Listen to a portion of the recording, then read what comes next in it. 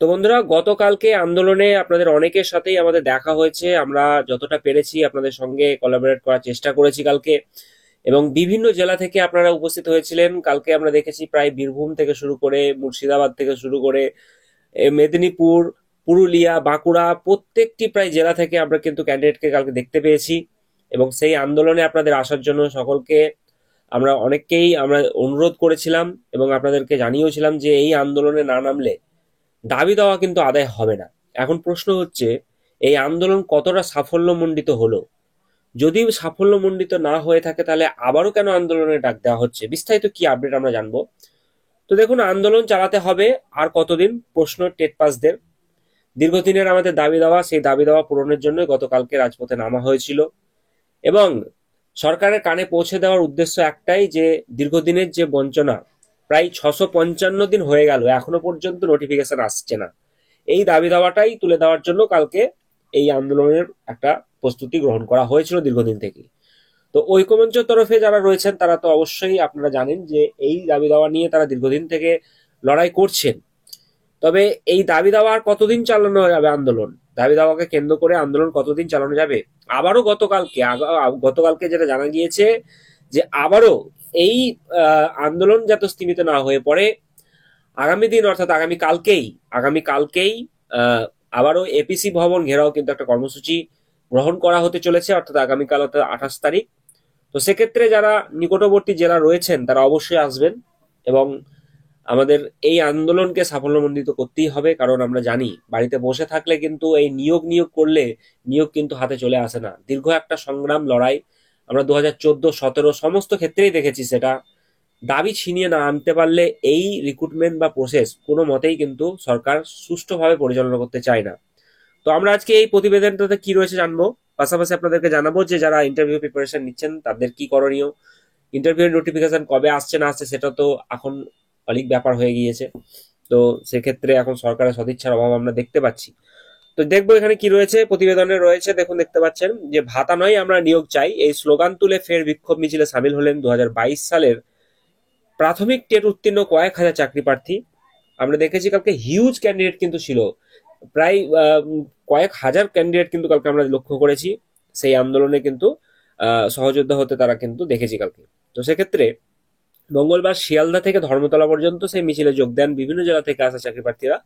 তারা জানাচ্ছেন যে টেটের ফল প্রকাশিত হয়েছে, 655 দিন হয়ে গেল। বিক্ষোভকারীদের প্রশ্ন, এখনো কেন নিয়োগ বিজ্ঞপ্তি বেরোলো না? আর কতদিন তাদের আন্দোলন করতে হবে? এদিন হুইল চেয়ারে বসেই মিছিলে এসে প্রতিবাদে সরব হন ক্যানিং এর জীবনতলার সহরজান লস্কর। তিনি তো বলেন যে আমি প্রতিবন্ধী, ভাতা আর লক্ষ্মীর ভান্ডার পাই, কিন্তু সরকারের এই দয়ার ভাতা আমি চাই না। টেট পাস করেছি, নিয়োগ পেয়ে সসম্মানে বাঁচতে চাই। ভাতার 2000 টাকায় কি সংসার চলে? এই দিন দুই বাচ্চাকে নিয়ে মিছিলে অংশ নিতে দেখা গিয়েছে বর্ধমান জেলা থেকে আসা সীমা সরকারকে। তিনি বলেন এই মিছিলের মাধ্যমে মুখ্যমন্ত্রী মমতা বন্দ্যোপাধ্যায় দৃষ্টি আকর্ষণ করতে চায়। তো যাই হোক, এক্ষেত্রে আমরা দেখলাম, আপনাদেরকে বললামও, 2022 টেট পাস যারা ঐক্যমঞ্চের রয়েছে, এদিনে মিছিলে হাটের বিভিন্ন জেলা থেকে আসা চাকরি প্রার্থী যারা রয়েছে তারা। এবং সেক্ষেত্রে বিদেশ গাজী নামে এক চাকরি প্রার্থী, তিনি জানাচ্ছেন যে 23 সালের 10ই ফেব্রুয়ারি টেটের ফল বেরোনোর সময়ে প্রাথমিক শিক্ষা পর্ষদ প্রতিশ্রুতি দিয়েছিল যে প্রতি বছর পরীক্ষা ও নিয়োগ হবে। তাদের প্রশ্ন, সেই প্রতিশ্রুতির কি হলো? চাকরি প্রার্থীদের দাবি যে পর্ষদ জানিয়েছে 50,000 শূন্যপদ রয়েছে। তো এখন প্রশ্ন হচ্ছে, সেই শূন্য পদে যে তালিকা চেয়ে পাঠানো হয়েছে তার কাজ কতটা এগোলো? জিজ্ঞাসা করা হলে একটাই প্রশ্ন বারবার আপনারা শুনতে পাবেন, যে কাজ চলছে, প্রসেস চলছে, কিন্তু সেই প্রসেস কতদিন চলে? এখনো পর্যন্ত যা আপডেট, যে আগামী সপ্তাহে বা আগামী মাসে এই নিয়ে একটা মিটিং ডাকা হয়েছে, এবং সেই মিটিং এ এখন সদার্থক যে ভূমিকা গ্রহণ করা হবে কি হবে না সে ব্যাপারটা নিয়ে এখনো পর্যন্ত দ্বন্দ্ব রয়েছে। তো দেখা যাক সেদিকে কি রয়েছে, আপডেট আসলে আমি অবশ্যই আপনাদের সঙ্গে শেয়ার করবো। তো প্রাথমিক শিক্ষা পর্ষদ সভাপতি গৌতম পাল তিনি বলেছিলেন যে শূন্য পদের সংখ্যা জানাই শিক্ষা দপ্তর, আমরা সেই সংখ্যা জানতে চেয়েছি। তিনি আরো বলেন যে 2022 এবং 23 সালে উত্তীর্ণ যারা রয়েছে নিয়োগ বিজ্ঞপ্তি প্রকাশ না করে টেট নেওয়া হবে না বলে তিনি জানিয়েছেন। অর্থাৎ নতুন টেট হচ্ছে না, এটা আমরা জানি। যার পরিপ্রেক্ষিতে এক চাকরি প্রার্থী তিনি বলছেন যে আমরা শিক্ষা দপ্তরের এক কর্তাকে জিজ্ঞেস করেছিলাম কবে শূন্য পদের সংখ্যা জানানো হবে। ওই কর্তা বলেছেন নবান্নে গিয়ে জিজ্ঞাসা করুন। অর্থাৎ দেখতেই পাচ্ছেন কতটা ঢিলেমো হচ্ছে। এই অবস্থায় তারা কোথায় যাবেন সেই প্রশ্ন তুলছেন পার্থজিৎ। তো একই ঘটনা বন্ধুরা, আপনাদেরকে আমি এর আগেও বললাম যে এভাবে কিন্তু দাবি আদায় হবে না। তাই পথে কিন্তু নামতেই হবে। তো সেক্ষেত্রে আমাদের কথায় আপনারা অনেকেই শুনেছেন, এবং সেক্ষেত্রে আমাদের ইউটিউব চ্যানেলের সঙ্গে আপনারা যারা যুক্ত রয়েছেন, আমরা কমিউনিটি পোস্ট করেছিলাম যে অবশ্যই আন্দোলনটাকে সাফল্যমণ্ডিত করতে হবে, এবং সেই আন্দোলনে সাড়া দিয়ে আপনারা সকলেই কিন্তু জয়েন করেছেন।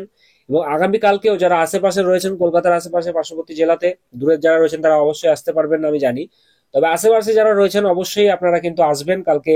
এই এই ঐক্যমঞ্চের তরফে একটা আন্দোলনের ডাক দেওয়া হয়েছে, সেটা হচ্ছে এপিসি ভবন ঘেরাও। এই আন্দোলনটা সীমিত বা স্তীমিত হয়ে পড়লে কোনো মতেই আপনারা জানেন যে দাবি আদায় কিন্তু হবে না। গলা বসে গিয়েছে, কালকে প্রচুর চেঁচামেচি হয়েছে আপনাদের সঙ্গে, আপনারা জানেন। তো যাই হোক, বিষয়টা নিয়ে আরো কোনো আপডেট আসলে অবশ্যই জানাবো, কিন্তু কালকে কি হচ্ছে সেই বিষয়টার দিকে কিন্তু আমাদের নজর থাকবে। এপিসি ভবনে ঘেরাও আন্দোলন সূচি রয়েছে, কর্মসূচি রয়েছে। তো সেই একই সময় একই টাইম 11টা থেকে। আহ, যাই হোক, এই বিষয়টি নিয়ে আপনাদেরকে আমি আজকের আপডেটটুকু তুলে ধরলাম। এবং অনেকেই জানতে চাইছেন যে দাদা ইন্টারভিউ প্রিপারেশন কিভাবে নেব। তো অনেকেই আপনারা জানেন যে আমাদের ইন্টারভিউ প্রিপারেশন করানোর জন্য ইতিমধ্যে উইনার্স একাডেমির তত্ত্বাবধানে তাদের আওতাধীন যে একাডেমি রয়েছে সেখানে ইন্টারভিউ এর প্রিপারেশন করানোর জন্য খুবই স্বল্প খরচে আপনাদের জন্য ইন্টারভিউ প্রিপারেশন করানো হচ্ছে অনলাইন এবং অফলাইন মাধ্যমে। তো যোগাযোগ করবেন, ডেসক্রিপশন বক্সে আপনাদের সমস্ত কিছু ডিটেলস দেওয়া থাকবে। আপনারা কন্ট্যাক্ট করতে চাইলে অবশ্যই কন্ট্যাক্ট করতে পারেন। চলুন, দেখা হচ্ছে পরবর্তী আরো একটি গুরুত্বপূর্ণ ভিডিওতে।